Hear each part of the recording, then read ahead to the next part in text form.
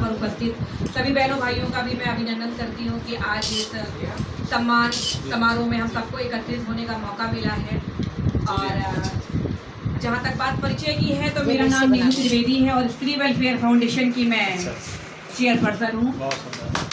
और social work जिसे कहते हैं कि ये आज की डेट में अगर कहा जाए तो ये एक पेशा नहीं है, ये एक जज्बा है, ये एक जज्बात है, ये एक भावना है जो जन्मजात आपके अंदर होती है तो होती है, वरना होती ही नहीं। बहुत अच्छा। हम अपने साथ बहुत सारे लोगों का ग्रुप बनाते हैं, लेकिन बहुत सारे लोग होते दो कदम चलते हैं और साथ छोड़ के चले जाते हैं। तो मैंने ये महसूस किया अपने जीवन में कि ये एक ऐसी भावना है, अगर ईश्वर ने आपको दी है तभी आप समाज में कुछ कर सकते हैं, अदरवाइज नहीं कर सकते हैं। तो मैं सभी यहाँ पर उपस्थित समाज सेवकों का और बहनों का अभिनंदन करती हूँ। साथ ही मैं अपना जीवन का छोटा सा परिचय देना चाहती हूँ कि समाज सेवा की जो भावना है वो मेरे मन में जब से मैंने होश संभाला तब से थी। मेरा जब भी मैं किसी दिन दुखी को देखती थी, खास तौर पे मैं किसी हैंडीकैप्ड पर्सन को देखती थी, तो मैं पता नहीं क्यों चलते चलते रुक जाती थी। और तब मुझे ऐसा लगता था कि मैं इसके लिए क्या कर दूं, और मैं अपने आप को असहाय महसूस करती थी।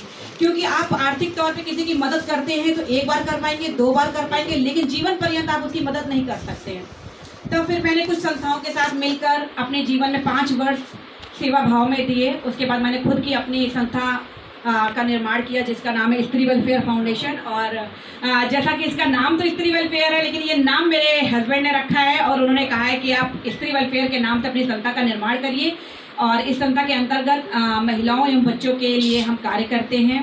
हमारे साईं पाठशाला नाम के 2 विद्यालय चलते हैं जो पूर्णतः निःशुल्क हैं, जिसमें गरीब बच्चों को निःशुल्क शिक्षा दी जाती है और ये प्रतिदिन चलते हैं। साथ ही हमारा साईं भोग एक ग्रुप चलता है जिसमें हम हर हफ्ते बृहस्पतिवार को राशन वितरित करते हैं। जैसा कि सर मैंने अभी आपको बताया कि कोविड काल में हमने देखा कि लोग आर्थिक तंगी का शिकार हैं, लेकिन बहुत से ऐसे परिवार हैं जो कोविड के ना होते हुए भी आर्थिक तंगी का शिकार हैं। तो उन्हें ढूंढते हैं और उन तक हम अपनी सहायता पहुंचाते हैं। लेकिन सहायता सिर्फ आर्थिक ही नहीं होती है, उनकी बच्चियों को, उनके बच्चों को शिक्षा देते हैं। और अभी हमने मिशन हेल्प के नाम से एक ग्रुप बनाया जिसमें जो बेटियां हैं उनको ब्यूटिशियन का कोर्स कराया, निःशुल्क कराया।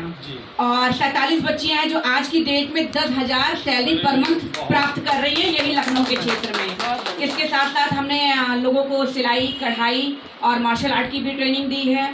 तो इस तरीके से जहाँ तक कहा जाता है कि आप किस क्षेत्र में काम करते हैं, तो किसी भी संस्था के लिए कोई भी दायरा सीमित नहीं होता है, क्योंकि जो आवश्यकताएं हैं वो असीमित दायरे में होती हैं। तो जैसी भी स्थितियाँ या जैसे भी जरूरतमंद लोग हमारे सामने आते हैं हम उनकी मदद करते हैं। और मेरा एक सपना है कि मैं एक अनाथ आश्रम खोलूँ और उसका नाम अनाथ आश्रम न हो के उसका नाम यशोदा आश्रम रखूं, जिसमें उन बच्चों को सिर्फ यशोदा की तरह प्यार मिले, दुलार मिले और वो शिक्षा प्राप्त करते हुए एक आदर्श भारत का निर्माण करें। बस इतनी सी छोटी सी संक्षिप्त जीवनी है। मैं आप सभी का आभार व्यक्त करती हूँ।